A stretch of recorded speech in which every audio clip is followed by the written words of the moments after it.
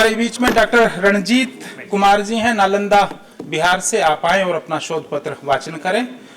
रणजीत कुमार जी बोलिए। सम्मानित मंच, आज विश्व हिंदी परिषद के द्वारा अंतर्राष्ट्रीय हिंदी सम्मेलन में रामधारी सिंह दिनकर की 115वीं जयंती पर यह 2 दिवसीय अंतर्राष्ट्रीय संगोष्ठी सम्मेलन आयोजित है।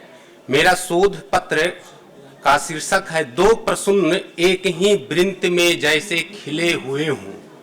यह उर्वशी का कथन है और चित्रलेखा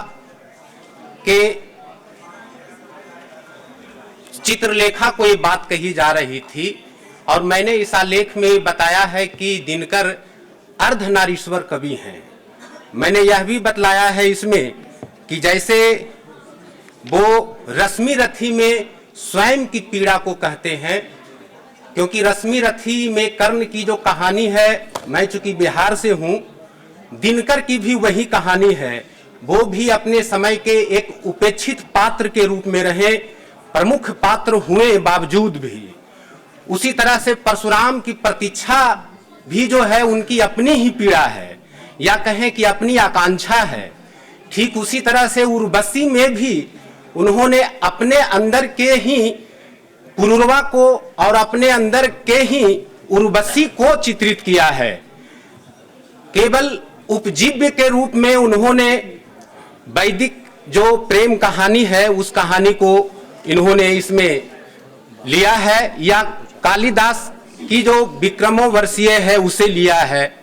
और कई स्थान पे स्वयं दिनकर इस बात की पुष्टि भी करते हैं।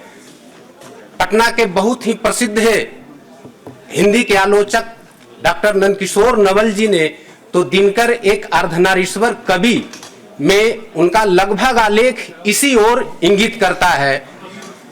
दिनकर पर सिद्धों एवं नाथों का प्रभाव रहा और वो एक इतिहासकार रहे।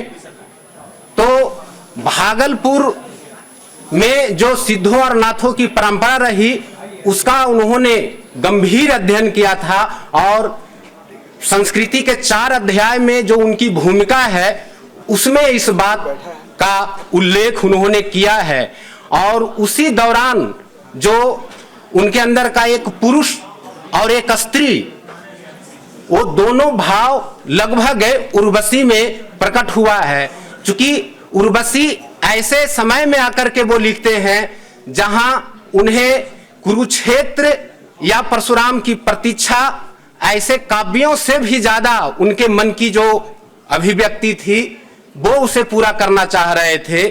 तो इस रचना में मैंने एक पंक्ति, इस पंक्ति के माध्यम से आप समझ सकते हैं कि स्थापित जहां शुभेच्छु, ये बात औशनरी कहती है कि स्थापित जहां शुभेच्छु समर्पित हृदय विनम्र क्रिया का उद्योगों से अधिक स्वाद है। जहां शांति संयम में एक पात्र में, जहां क्षीर मधुरस दोनों संचित हैं, छिपे हुए हैं जहां सूर्य शशधर एक ही हृदय में, जहां भावनी नहीं मात्र प्रेयसी विमुग्ध पुरुष की अमृतदायिनी बल विधायिनी माता भी होती है। तो दिनकर जी में ही पुनर्वा है, दिनकर जी में ही उर्वशी है। और हम सब दिनकर जी को उसी रूप में अगर समझते हैं तो शायद दिनकर जी की इस 115वीं जयंती पर उन्हें सबसे बड़ा सम्मान होगा, उनके प्रति सबसे बड़ा निवेदन होगा। धन्यवाद।